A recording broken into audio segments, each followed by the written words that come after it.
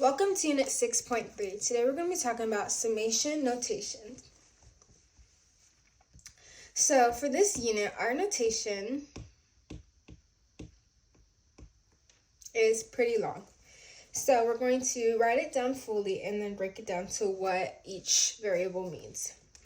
So it's going to be delta x1 times f of x1 plus delta x2 times f of x2 plus delta x3 times f of x3, and so forth. Now, our delta x1 represents our first subinterval. Our capital F of x equals our width. Our x1 inside of f of x is our first height. This whole section right here would be the area of a rectangle.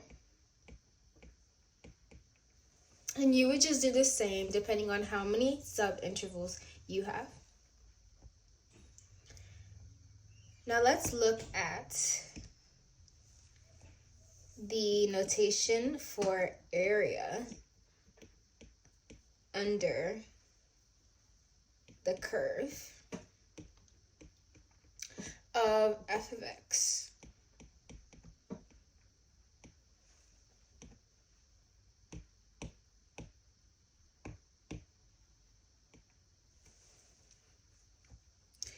Now, this notation is going to look like the limit as h approaches infinity.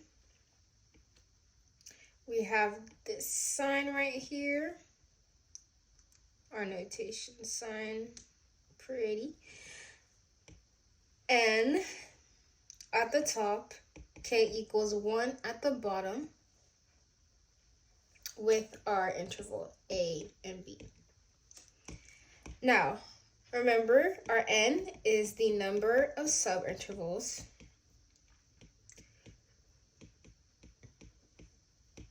And our k is the kth subinterval.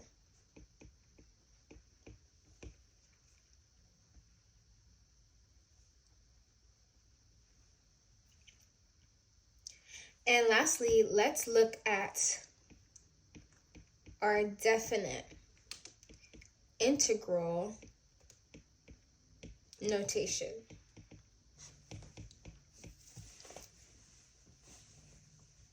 Our definite integral notation is going to be our width, so b minus a divided by n, times f of a plus b minus a divided by n times k, which equals your b a of f of x times d of x.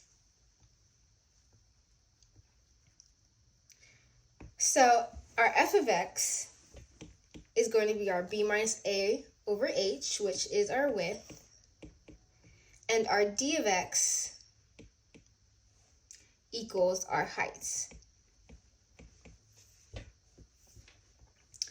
This is just the expanded version of saying that our area equals our length times height, or length times width, or width times height. Now let's do an example.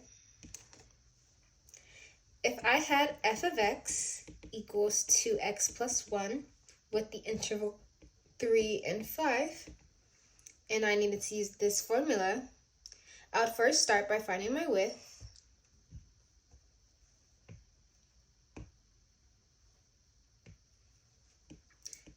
Remember, width equals our b minus a divided by n.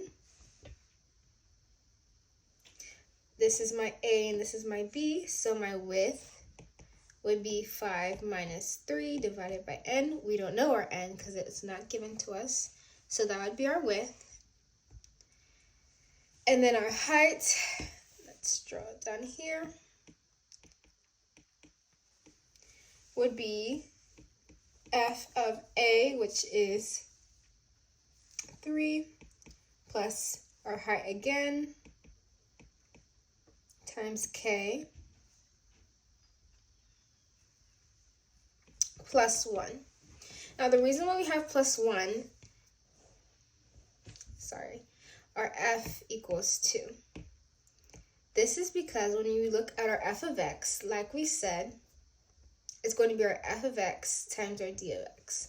So our f, everything inside of x would be x equals our dx. So we would have 2 parentheses, all of dx plus 1 to get our f of x. And this would be how we would write our answer, how we would write our numbers into the formula to find our answer. And that is all for Unit 6.3. Thank you.